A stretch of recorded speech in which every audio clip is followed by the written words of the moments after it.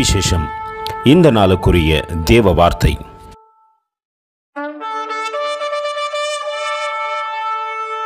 I will be as the dew unto Israel, he shall grow as the lily, and cast forth his roots as Lebanon. Hosea 14:5. చెట్టునకు మంచు ఉన్నట్టు నేనెంత నీకుందును, తామర పుష్పము మెరుగునట్టు అతడు అభివృద్ధి నొందును. Lebanon పర్వతము దాని వ్రేళ్లు తన్నునట్లు వారు తమ వ్రేళ్లు తన్నుదురు. హోషేయ గ్రంథం 14వ అధ్యాయం 5వ వాక్యం.